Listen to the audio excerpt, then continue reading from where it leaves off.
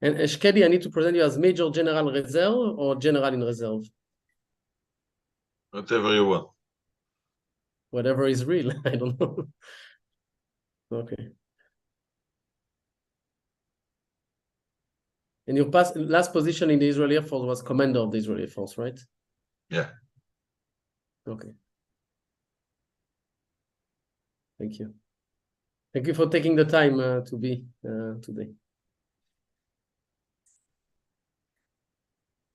We have working with us. Oh, sorry.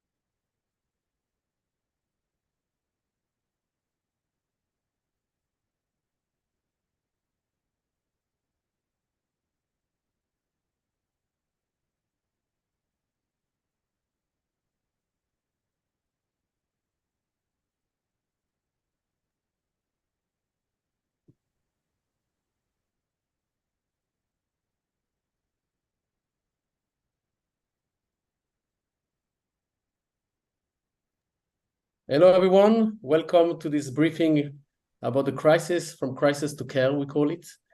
Because what we have seen in Israel in the past month almost, it will be a month in 6 days, has been a mixture of grief and also solidarity in the country. Solidarity that was made possible by the efforts of many around the world that help supporting causes, supporting organizations, and supporting people. And today we'd like to share a little bit of the work that we have been doing at the Combat Anti-Semitism movement, following the emergency fund that we have set up and created, which today has collected more than $760,000 that have been matched by CAM donors, which double the funding that we got, and we have distributed and we have helped countless organizations and initiatives around the country that are working 24/7 to help people in desperate needs. And we have about 200,000 people that have been displaced, countless people that lost their home, their closest ones, and they need support, they need help. This war situation is from the north to the south. Everyone in the Israeli society has been impacted, and everyone tried to do their best to have an impact in this fight. The emergency fund that we have established has worked around the clock to find the heroes of Israel. And today you're going to meet a few of them. Some heroes are taking care of others, that they just want to do good in times of crisis. And I think it's very important for you to meet those that are working around the clock to help. Today it's also an opportunity, if you find an organization that you would like to support more. Soon we're going to launch and share with you a live opportunity to make more donations. I think you're going to see that on the screen. So if anyone wants, we're going to put the link in a few minutes in the chat, so you're going to all receive it. You can live donate. Every donation will be matched in live, and then we're going to continue the endeavor that we have started by providing a lot of support to many organizations around the world. So without further ado, I would like to invite General Eliezer Shkedi, former head and commander in charge of the Israeli Air Force, also former CEO of El Al, who is also chairing Masa Israel, one of the projects I've been working with, to provide an overview of the Israeli society solidarity and the situation, and then we're going to move on to meet the heroes of today. Please, General Shkedi, the floor is yours. Hey, ladies and gentlemen, shalom. We are in a very complicated situation, hard times. We suffered from a mass murder of brutal, barbaric, inhuman terrorists from the Hamas. They murdered a huge number of babies, children, adults, elderly. You cannot even imagine how they murder. Just imagine they burn people alive. Alive! Huge number of people that injured. huge number of people that we do not know what happened to them, a huge number of people that were kidnapped by these terrorists. They took control about 20 places all around Israel, and we have to begin from this point. I am a son of Moshe Mandelskeddy. Moshe Mandelskeddy was a sole survivor from an entire family in Budapest, Hungary. He jumped from a train and he reached the glass house in Budapest. His mission there was to bring Schutzpasses to Jewish people all around Budapest to save them. Schutzpass was fake Swiss certificates. After the war, he came back to his village, waiting there about 2 years. After 2 years, he realized that he is alone in the world, alone in the world. The fact that I'm talking to you is a miracle by itself, and I can tell all of you that probably the stories of your family is basically similar to the story of my family. I just don't know it. And we believe that the state of Israel and the meaning of the state of Israel will prevent situation like this to Jewish people in Israel. For 75 years it worked. This was the first time in the history of the Jewish nation, the state of Israel, that something like that happened. I am a big believer in our nation, our people, and our state. We must say it loud and clear. It was a big, big, big mess. Big, big, big mistake. We thought about their intention, not about their capabilities, and what we didn't understand who they really are. Anyhow, it took us about 1.5 days or 2 days that civilians and brave soldiers took the control again. And now we are controlling the situation. And I would like to tell you that this is a fight between the Western culture and the terrorist culture, barbaric, brutal, inhuman. And I would like to say all of you, this is a big duty. This is a big privilege. And more than this is a big mitzvah to support the people of Israel and to support the state of Israel from the civilian point of view and from the military point of view. I would like to send a big and strong hug to each and every one of you and to say to you that we will win together. And more than this, I would like to emphasize, no one can murder our spirit. No one. And this is a wartime. In wartime, we fight.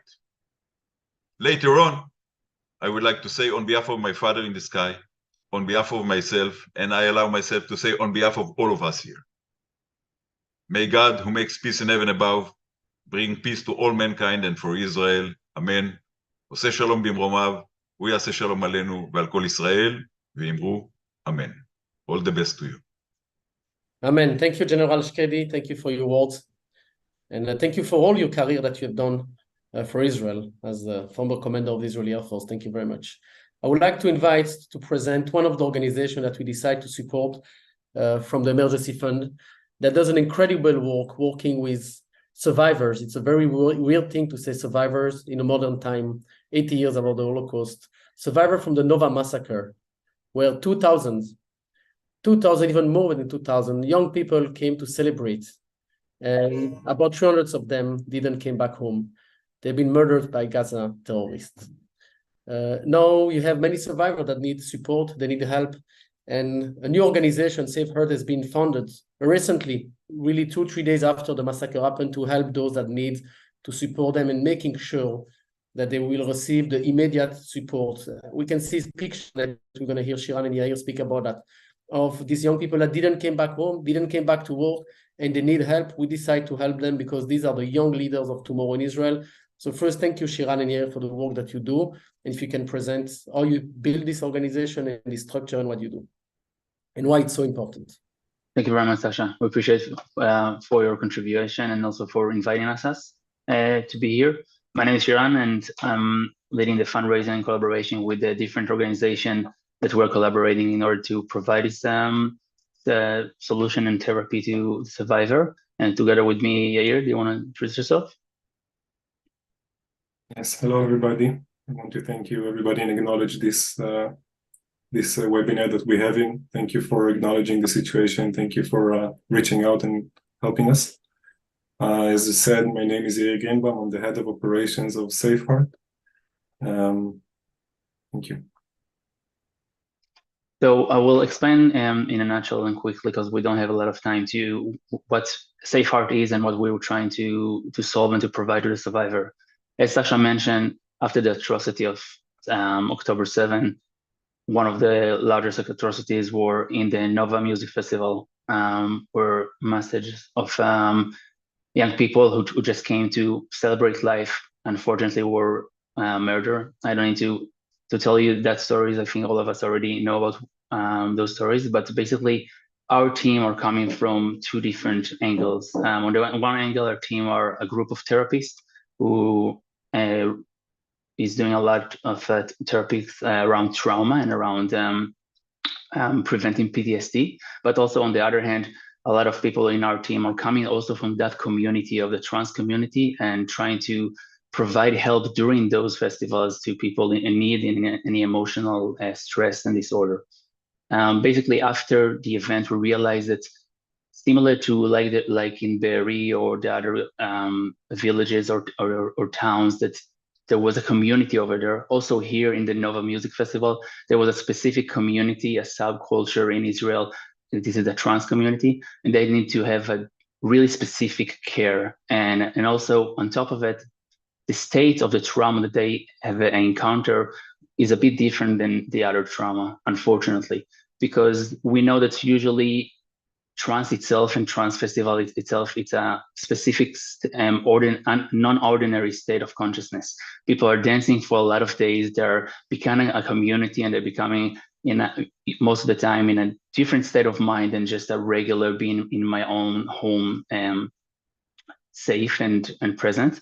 And also, we do know that also sometimes people may be using different substances from alcohol to others, and being on that non-ordinary state of consciousness and experience that severe trauma, it's a double trauma that really can affect the mental state of a person and increase the chances for having any PTSD disorder.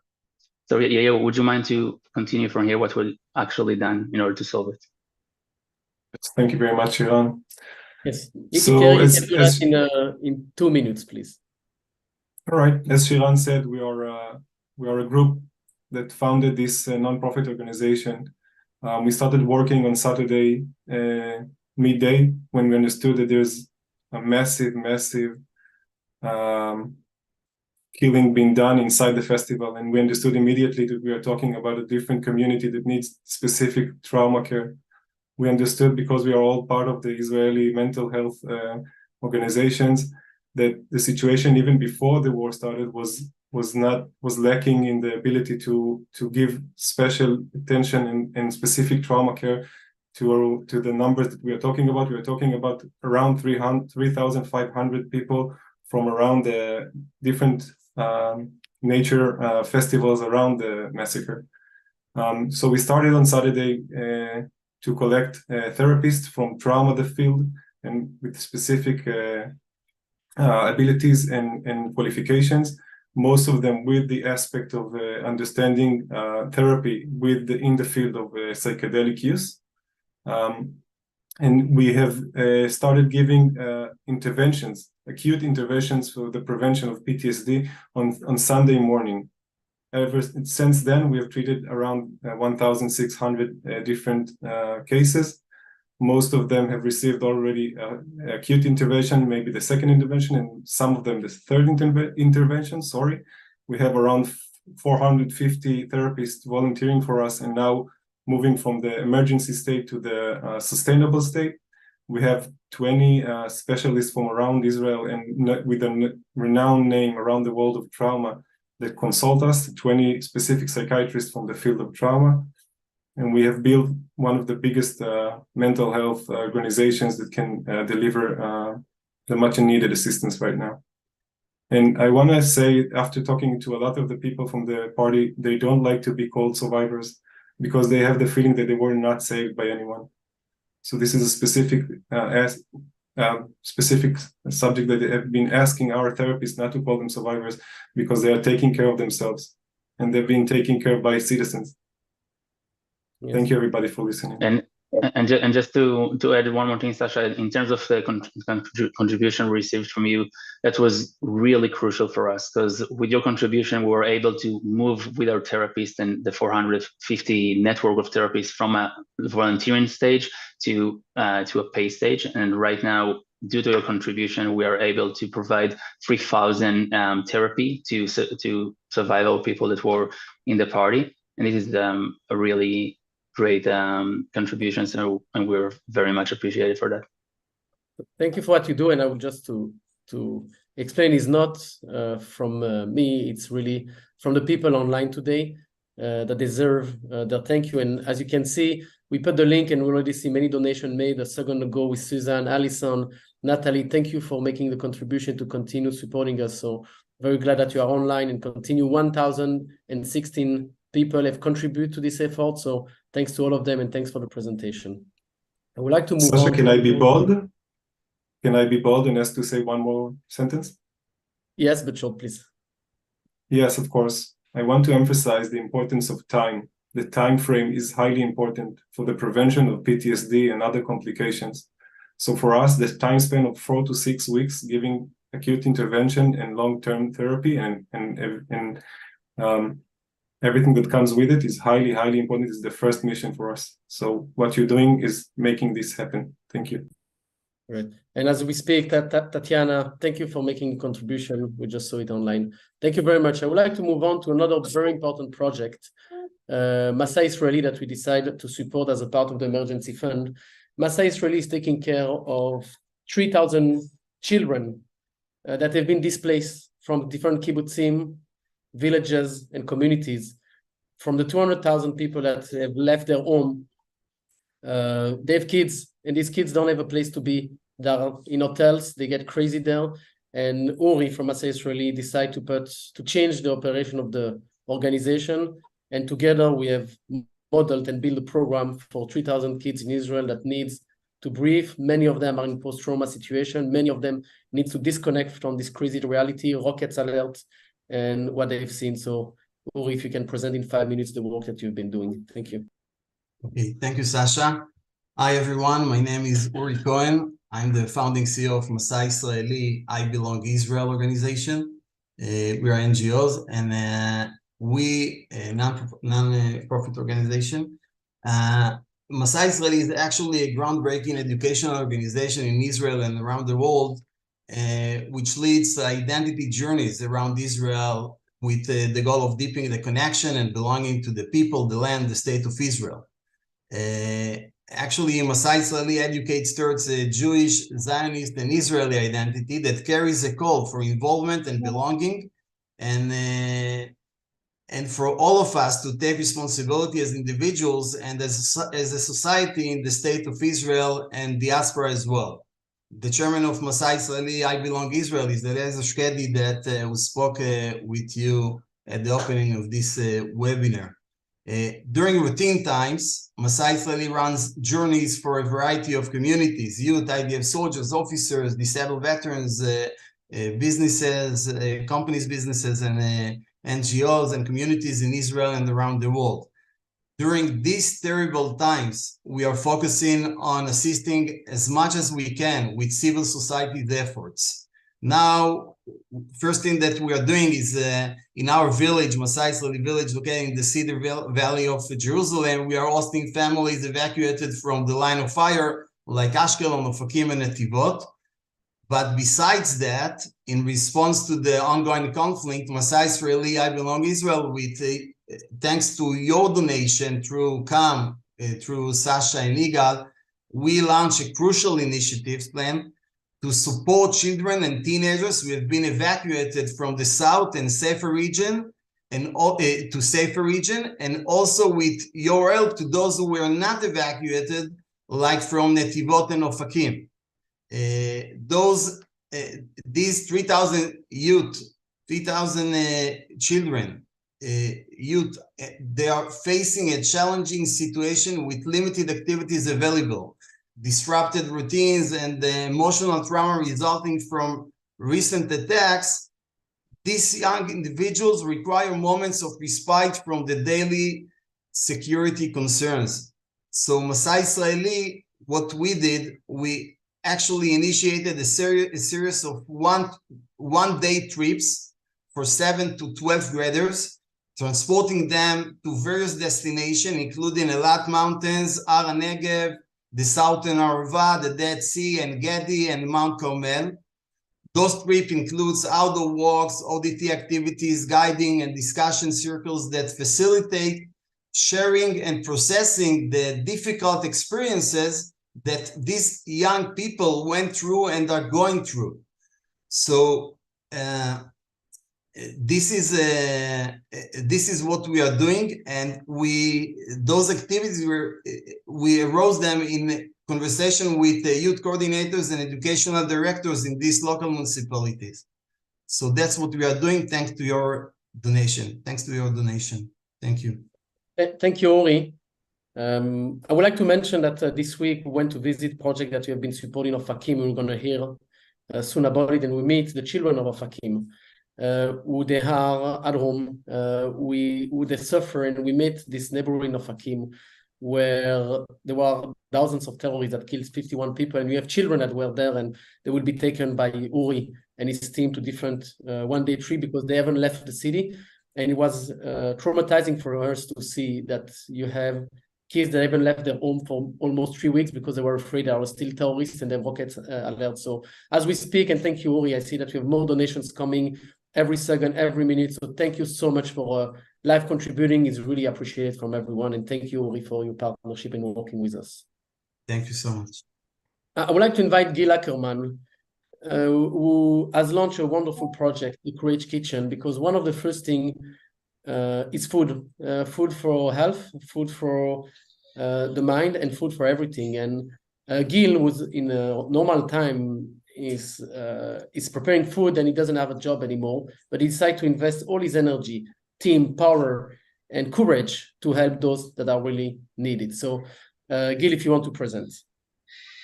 Thank you, Sasha. Thank you so much, and thank all of you. It's a big honor to be a part of such a special group. I'm going to use my 5 minutes. I'm going to give you a small brief on what we're doing, just 1 minute. Then we made a video that highlights everything we're doing, which is 3.5 minutes, which tells the story even better. And then I'm going to sum up with the last minute. So basically, we are Courage Kitchen. We are a nonprofit initiative that feeds thousands of people every day, and with the ability to feed over 5,000 people every day if we can reach that goal. We fed until now over 40,000 people since it started. We are the first responders from early Sunday after the war. We have a catering company called Pas Parfait. On the daily basis, we feed tech companies, etc. We took our entire operation and made it into this feeding platform that feeds thousands of people every day. In the beginning, we fed the soldiers because we had to be the first responders, helping the army to assist the soldiers that were sent to the first line and didn't have food in the beginning.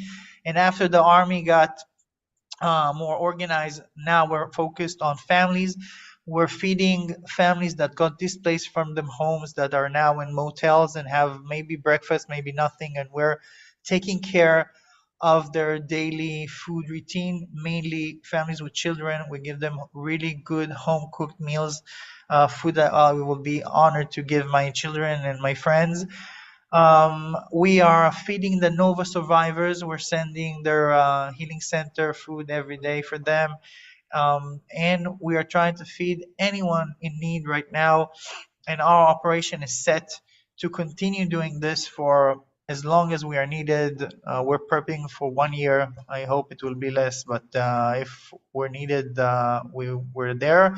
We are a group of amazing chefs, the toppest chefs in Israel, and people that are doing logistics, and people that are doing social media, and people that are helping us fundraise.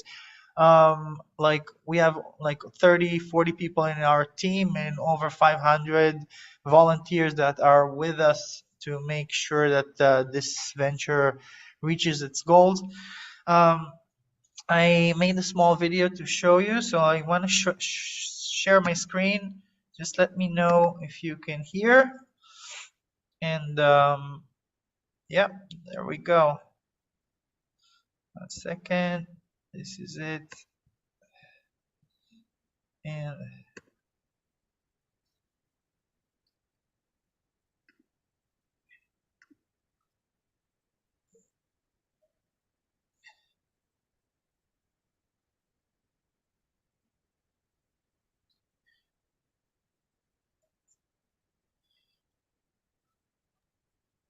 For me, at least, there is no sound. oh, you don't hear the sound? No. Ay, ay. Ay, ay, ay. Can you? All right, so I was gonna. so I'm gonna send you the video after, you guys can all see. Yeah, it really Gil, tells. what I can suggest, if you can put it on the chat, because everyone online can see the chat, and if you can put it there, that would be great. Yeah. So after I will finish, I will send Yes. it on the chat. So basically, we have requests, just for you to understand the need. We have requests every day for over 10,000 meals. I don't know if you all know the data, but there's over 200,000 people that go displaced in Israel from their homes. At least over 20,000 of them are in Tel Aviv in motels that most of them just have maybe a breakfast. They don't have anywhere to cook for their families. They don't have a kitchen. They don't have any means to maintain some kind of a routine. And up until now, we could have fed like 1,500 people a day. And last week we expanded. We moved to a larger facility, allowing us to feed over 5,000 people a day. And we built our team and we built our entire infrastructure that we could help as much people as we can. We work with the best team ever, but most of them are volunteers. Over 70% are volunteers, people that are doing pickups, deliveries, Gil, one more minute. shopping. What? 1 more minute. Sorry? 1 more minute? 1 minute. 1 minute. Yeah. So Even 30 seconds. yeah, so we're making food that really heals the world. It allows That's- people to have a sense of home now when they are not in their home. We got our operation into the most cost-efficient ever operation you can imagine. Every meal costs around $7, and in $7 we feed food that I would be honored to have in my wedding. We built our infrastructure and our team and our facility to be able to feed thousands of people every day, over 5,000. Gil, I will interrupt you here. Yeah. And just say thank you. I visit the facilities to see the energy, the volunteers, the power of this organization, and the fact that you coming there to help people with food. So I would like to thank you. And I must say that I had a lunch with Gil to taste the food that we are sending to people that are suffering the most. It's delicious, chef food, $7 per meal. I think it's very, very impactful. So thank you very much, Gil, for what you do. And I will just say, if you're in Israel, come and visit the operation that Gil has built. Very, very beautiful system. So thank you, Gil. Please, Sasha, one last thing. I'm going to share now in the chat the video I just wanted to upload in our social media, our Instagram accounts, Courage Kitchen. Please follow our journey and please help us. Every dollar counts and every dollar feeds another family. So thank you so much. And you mentioned dollar, and I see more dollar coming in. So thank you very much, Gil. I would like to move on to a very special project that we decided to support, the Perach Community Village. The Perach Community Village on a day-to-day life is taking care of adults of special needs. But special needs in Israel are coming from all over the country, in the south and in the north. And they have the expertise to take care of people with special needs, and they open the doors to help all of them. From across the country, they've been displaced. And I would like to introduce Yael Aaron, who's a volunteer in the community, which we visited last week to see what they do with the contribution that we have built. And we work on a project with the organization. The CEO couldn't come because he's in Army service right now as an officer. And Yael will represent the CEO of the village and what they've done so far. And thank you for presenting. Okay, thank you. Can you hear me fine? We can hear you very well. Okay, so hi, I'm Yael. I'm the head of the volunteer department in Perach Village. Perach Village is a home for 240 residents, which are all adults with special disabilities, all kinds, we have a very wide spectrum of people living in the village. This is their home. We were talking about trauma here, and our village has gone through a not small trauma. About a year ago, the village was under a different management, and in 1 month, suddenly they discovered I think 400 cases of very severe abuse from the care staff to the residents, which are of course helpless people who cannot speak for themselves and cannot cry for help. So we don't know for how long it has been going on, but at the minute it was discovered, the Ministry of the police, all the state. Yael, if we can focus on the work of the village right now to answer the immediate needs. So I was talking about the trauma because our village now is a much better place. We have new management, the Perach management, and our residents has now become people who have trauma, who need help, who need the volunteer work. Now they can help others. In the past weeks, with the CAMP Foundation, we have been able to host a few groups from north, from the south, from Ofakim, but groups of people with disabilities, just like our residents. And instead of being the person who needs help, we were able to give them back. We gave them a day of relief, a day of fun, music, 40 people at one day. Also, we host another facilities just like ours from the south and from the north. The purpose is to really give them relief from all the war difficulties they're having.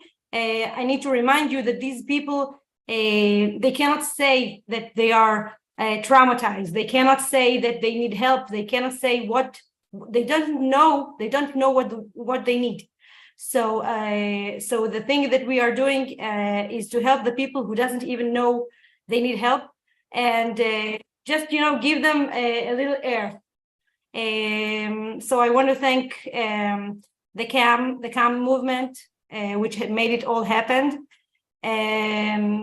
It's also an important thing for the people from the north and the south that came to our village for a day of fun or a week of fun. But it's also a wonderful thing for our residents that are able to volunteer for others, which is something they never could do. Yes. So thank you. Thank you, Yael. I just want to mention a part of the project is also establishing a dormitory of 12 places for people from Ashkelon. That would be in the village is a part of the support that we provide, because in Ashkelon they cannot be there with the quantity of rocket alerts, and people with special needs get in a very, very trauma situation when they hear the rockets. So thank you, Yael, for the partnership and for what we do. And I recommend everyone, if you come to Israel, you need to see the work that is done there. And as we speak, we continue to receive more funding, and thank you to everyone. I would like to invite two special ladies that we have met when the war started, from the Ethiopian. Sorry, I have my little daughter here that is screaming. So this is the reality of the war. We have the kids at home all the time. I would like to invite Batya and Racheli from the Ethiopian Women Empowerment Board that are working day and night to support their community. And when we met them, we knew immediately that we should stand up. And it was one of the first projects that we decided to support, because they were working day and night to support everyone within their network with things that they never believed that they should do. So if you can present the work that you've been doing. Thank you very much. Thank you, everyone. Really, thank you for your support. On this day, it's really helped us. My name is Batia Shmueli. I'm part of the Ethiopian Jewish Community. And we are 18,000 Ethiopian young women. And this group is to start with with the Facebook. And right now we established 25 different community of the women around the country. Right now, because the situation, thanks to your support, it's helped us to help to the single mothers, because the majority of the Ethiopian Jewish community living in very, very poor area, challenged area. We as a woman, we make decision, we called from survivor to leadership to take our more responsibility. So with your donation, we help for the single mothers. There is a new immigrant from Ethiopia, even they don't speak Hebrew, and they live around in the south, and our group cooking food for them, the Ethiopian traditional food. And unfortunately, we lost soldiers, and we personally, it's very emotional. My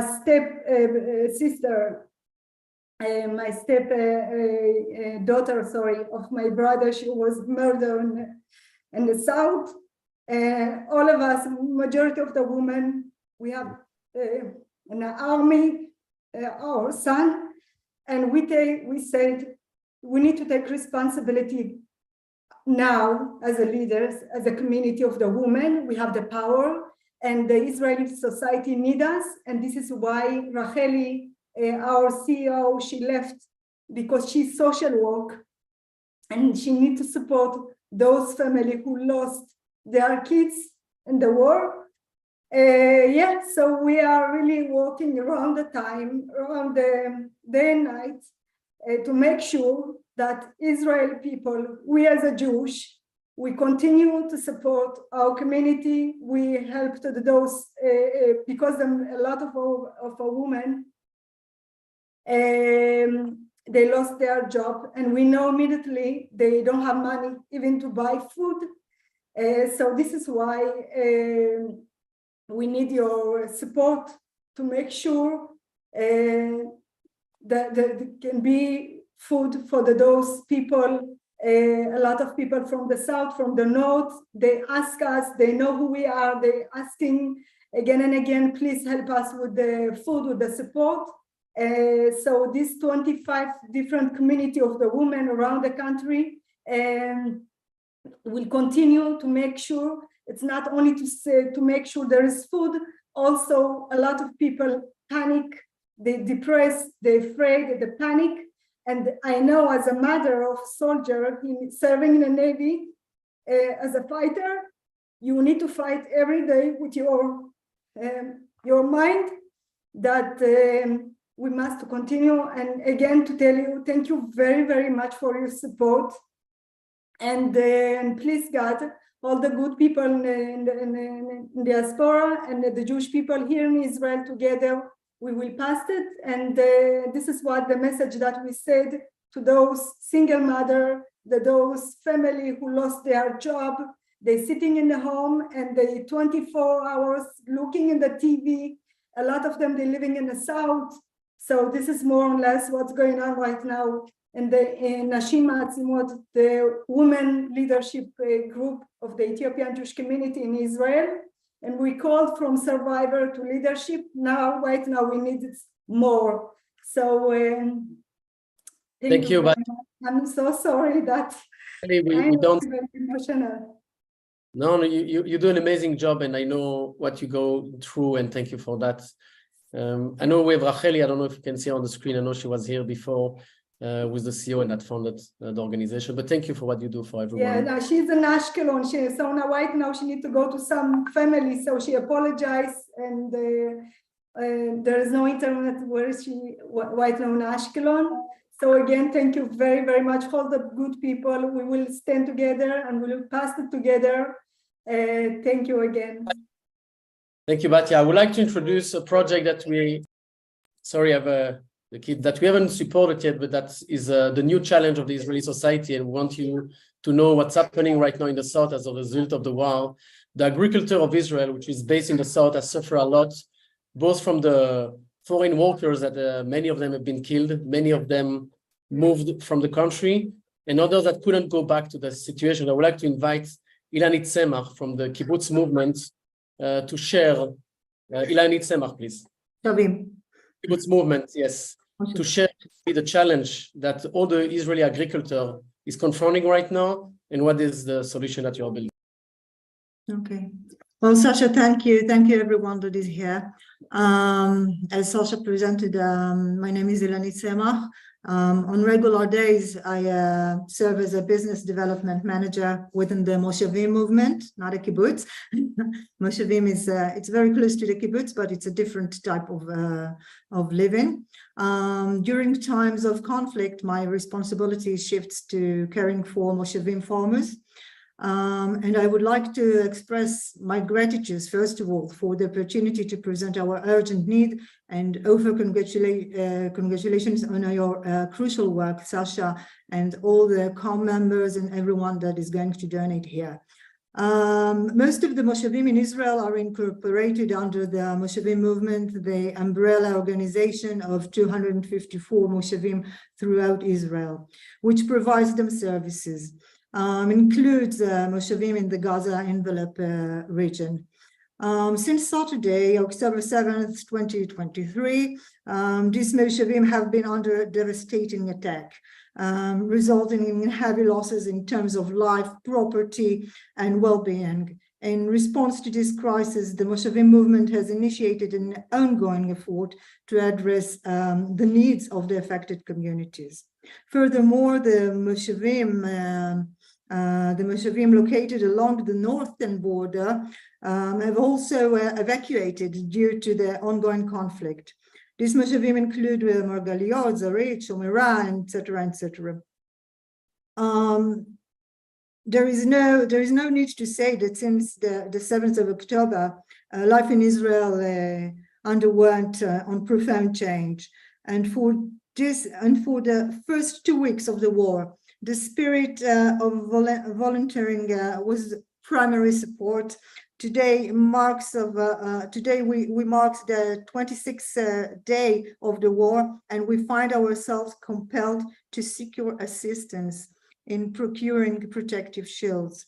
These shields will have a significant impact not only on the safety of the farmers, but also on the food security of the state of Israel. We're talking about something different. We're talking about the continuity, about the future of Israel, the food security of Israel. The agricultural sector in Israel heavily relies on foreign workers.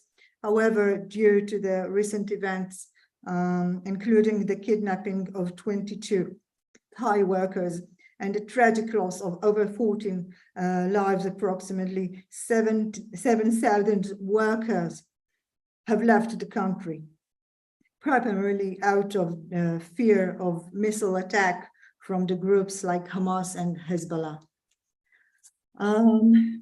As of today, we urgently required 30 shelters for agricultural workers, including foreign workers and volunteers from both Israel and abroad. Without these shelters, foreign workers will continue to flee. The volunteers won't be able to offer their assistance because there is no secure for them. The consequence of this exodus is immense. It's immense damage that will take years to rectify. This issue is not just about food security during times of war. It also pertains to the stability of affected families and their ability to return to normal activities, to their life. Furthermore, it affects the livelihood, not only the farming families, but also hundreds of thousands of workers employed in the agriculture industry. it's a mess. It's very difficult to understand the numbers of families that are going to hurt by this issue. While Israel imports vegetables from Turkey, we see paradox where agricultural produce within Israel goes to waste because there are no enough people to tend to it. Here in Israel, we really don't like it. The citizens want to change this situation. Just a little bit of data. Okay, great. Just a bit of data. Currently, there are 17,000 farmers working in Israel. 70% of them are located in the southern and northern regions of the country. There are approximately 24,600 migrant agricultural workers in Israel, which as I said, 7,000 of them already left Israel. What we need now is your help. We need your support for the farmers, for the agriculture of Israel, for the food security here that we need. The cost of a standard protective shield, including transportation and field adjustment, ranges from 70,000 to 100,000 Israeli shekels, depending on the number of the workers in the field. This is something that it's really important for us to help the moshavim, to help the kibbutzim. We are working for them. Every assistance will be great for us. So please, we really need your help now. Thank you. Thank you, Sasha. I have someone that joined me. We are busy at home, so I have my daughter with me, Daniela, which I'm sharing a lot about her story because we're running to shelter with kids, and as a parent, we're asking ourselves what we need to tell them, what we need to communicate, because we want them to be better people and leaders of tomorrow, and we don't want them to share the reality. But they will discover it one day. Just one thing that we see in Israel in terms of solidarity, we have volunteers from across the country going in southern Israel to work on the agriculture field and to support. So it's a beautiful thing that we see. I would like to invite another sector that we decide to support because it's very important is the small businesses from Ashkelon, Ofakim, Netivot, all these cities that have a lot of small businesses that are deeply impacted and direct impact. And these small businesses are basically supporting families. They're supporting those with huge needs, and the fact that they need to close, and many of them close, and they have no incomes at all. Families are collapsing across the southern border of Israel, and it's very important. So we'd like to invite Katef El Katef to share the work they've been doing, and thank you really much for being today and for really putting together this community of small businesses and helping them to work and to going through this period. You are on mute, Hannah. Okay, there. Okay. First of all, though, before I start, I just have to say how in awe I am of all the people who've spoken today and all the people and Cam how you're helping us and all the support that we're receiving. It shows how strong we are, how Israel is strong with all the atrocities that are going on. So first, I'll just tell quickly about who we are. Katef LeKatef means shoulder to shoulder. We're an Israeli non-profit, been around for about 20 years. We help populations who are struggling with poverty. Our aim is not to just hand out things, more to help themselves out of it. So at the moment, due to this terrible war, we started by just handing out. We did hand out food, and we support one of the army bases, feeding 2,000 soldiers a day, and many other things. But what project I want to talk about now that Cam is helping us with is the small businesses, the family-owned small businesses. They are on the verge of bankruptcy, and one of our focuses is Ofakim. Ofakim is one of our southern cities that has been is basically in trauma. At least 50 people have been killed, and people are scared that they don't want to go out, they can't, it's hard to work, and small businesses are the ones that do need some help for today and for tomorrow. So what we are doing is, sorry, it's just, it's hard. We've established an emergency project, and it's being managed by an amazing guy called Ran Kaviti, who until a year ago was the head of small businesses in the Ministry of Economics. What we did, we met with the head of businesses in Ofakim, because they approached us saying that they need our help. The project helps these small business families, firstly with the family themselves, mental support, helping them through this situation.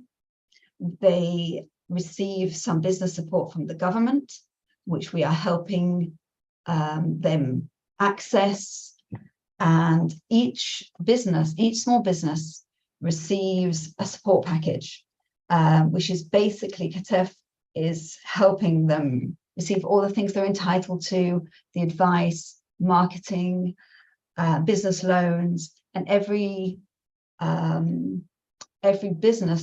small business, it's tailored as per what they need.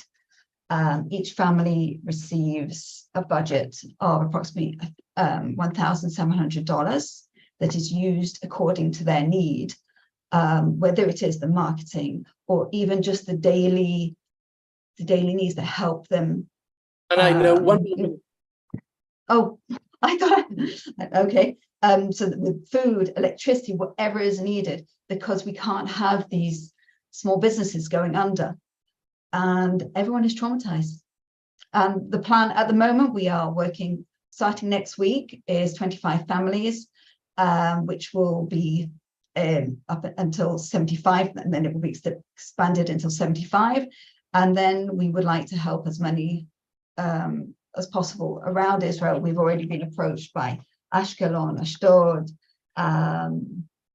Beersheba, and all around Israel. Last thing, I just want to say thank you so much to everyone who is supporting us and supporting Israel, and what CAM has done to help is just mind-blowing. We couldn't have done this without you, with you and all your amazing supporters. So thank you very much. For the presentation, for what you're doing, and these small businesses need you, and we're here to support them. So thank you very much. Thank you. I would like to invite a new friend of us, Tal Magera from Ofakim, a council member of the city, with who we've been working. We visited the city this week, to develop the project that we're going to do jointly with the Resilience Center of Ofakim, the city, the mayor, and we've been very touched by the city, by the citizens. As you can see, Tal is also an officer in reserve. So if you can present the work that we've done together with Yahaloma from the city. Yahaloma is it means diamond, and she's a diamond of the city because we call it the city of heroes. The heroes because they fight Hamas themselves without the army for 17 hours, and they take care of themselves as a city, and they're fighting every day to build resilience and to recover from the crimes they've seen and they've been going through. I must say that when you go in Ofakim, you have 30 seconds when you have an alert siren, a rocket siren attack. When you are in Tel Aviv, you have 1 minute and 30 seconds. And the difference of 1 minute makes a whole life. You live around the clock of the rockets. And just one experience to share. When we were in Ofakim, we saw people that were needed to go home, and they have a map of the shelters, how to go home, to meet the shelter every 30 seconds. You can imagine what type of life you have. And Tal is from Ofakim, and thank you for joining. If you can share, you have exactly 4 minutes, so please. We can't hear you, Tal. I don't know if you're on mute.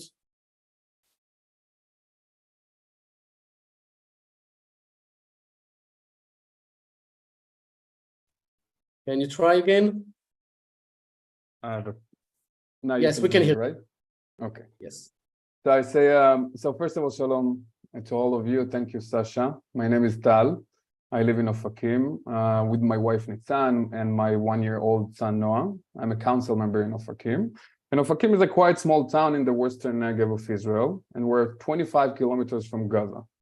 And as you know, every few years we have war operations against the terrorist organization from Gaza. And most of the time, luckily, Ofakim wasn't affected. But on October 7th, that changed. At 6:30 in the morning, the alarm and sirens were activated. And the people of Ofakim didn't remember so many alarms that lasted for such a long time. It was a big surprise. It was a big surprise, and houses got hit. It was a destruction. On the same time, approximately 15 terrorists with massive weapons, grenades, and missiles started to attack the city. They shot every person they saw, and they walked through houses and knocked on their doors. If the house was open, they got inside and killed them. They didn't shoot only soldiers or cops, but they also killed ordinary residents, some of whom were children or elderly. We're lucky that we have a lot of heroes in our city, cops and soldiers on vacation, and people who carried weapons just got out of their houses and ran to protect our city. People with guns fought against terrorists with rifles. Unfortunately, 50 people from Ofakim were killed. We lost family members, friends, and members of our community. Our city is in trauma. Some people and kids are afraid to leave their houses because of the sirens and rockets, and because they're afraid that the terrorists can come. As you know, the wars go on for almost a month, and we're trying to have a normal routine life with our kids and families. Right now, we're helping our residents to have better resilience, helping them to get their rights from the authorities, and some of them we help with basic needs. For some of the families, we help them to evacuate to hotels, to having some quiet nights with their kids. Some of the families and people had a good night's sleep for almost a month. So that's why I really want to thank you for your support. I have to say it gave us strength. Thank you again. It's very touching to know that we have partners and family around the world that they can care for each other. So thank you, Sasha, and thank you everyone that donate and help us to go through this horrible war and operation in Ofakim and in Israel. Great. Thank you, Tal, and really we recommend everyone when you arrive in Israel, go in Ofakim, support the community. They will need that deeply. We're gonna present the last speaker of the day, and I see the counting. When we start, I just received an email of one of the people watching that will donate $25,000. Then online we have fundraised $3,000. So it's already $28,000 in live. So make your last donation if you're online right now. Everything will be matched. It means that $28,000 will turn to almost $60,000. It will be donated back to this organization that you have met today. I would like to invite another project that we have been involved with, the project Kuma. Kuma, it means reborn, recreate, which is an association of different people, and CAM, the Command Anti-Semitism Movement, with John, the organization to support, to find the heroes of Israel, like you've met some of them today. I would like to invite Sam Zussman, one of the founders of the project, to share a little bit of the work that we've done together and why this project is so important. Sam is the last speaker of the day, so while you hear Sam, please donate, last chance to donate to the organization. Everything is matched today. So thank you, Sam, for being here. Sam he was in Israel for the past 10 days, traveling the country, meeting organization, meeting people, and together we succeeded to find incredible project, and the project in Ofakim will be also supported by the Kuma as well. Great. Good morning, evening, afternoon, everyone. My name is Sam Zussman. I'm currently in Brooklyn. I run a company here, a sports and entertainment company that, amongst others, owns the Brooklyn Nets. I'm originally born and raised in Israel. I'm a lieutenant in the Israeli Defense Force. And, October 7th took me, as all of us, by a terrible surprise when I was here. And for a few days, I felt incredibly helpless and not knowing what I could do to help, until I realized that there are a lot of folks here in the US that are very generous and wanting to donate, but they don't know exactly how to do that.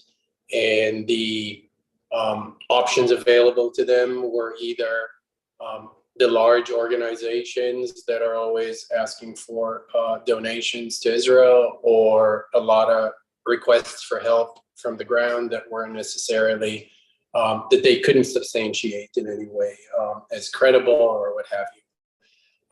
And in speaking to family, what I heard is all of these needs of people who have become refugees in their own country, and government being not completely equipped to support that.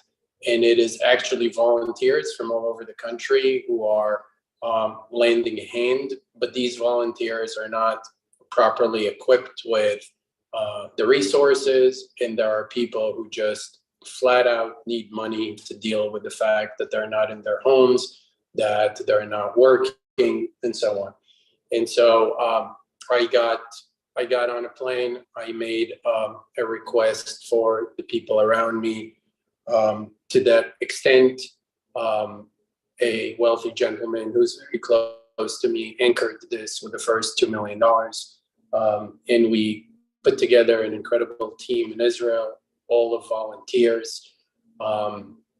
We quickly got connected with Cam and with Sasha, who became part of our team, so to speak, by also matching some of the donations that we've brought in, and we started doing work together of really identifying where we could put money. We focused on 2 or 3 buckets.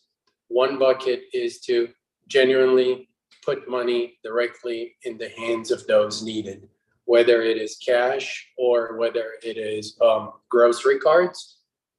And then we've also got together with groups that we call the hero groups that are doing projects all over the country, whether it's furnishing apartments, bringing hot meals to the elderly, putting bomb shelters in a home for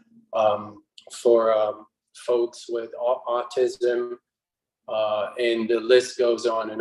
And we started together with Cam to fund these specific projects. This week we will be making a $5,000 payment to all of the families of those who are missing or in captive, who are not under the responsibility of the military, who are not in active service, which is actually the majority, I believe, of the families.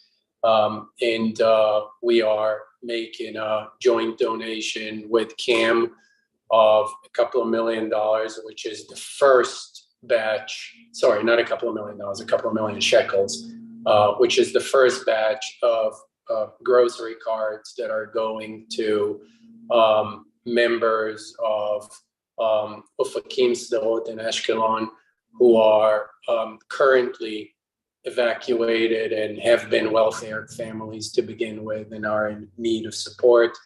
And the list goes on and on. And so my message to everybody is there are unique new needs in Israel right now.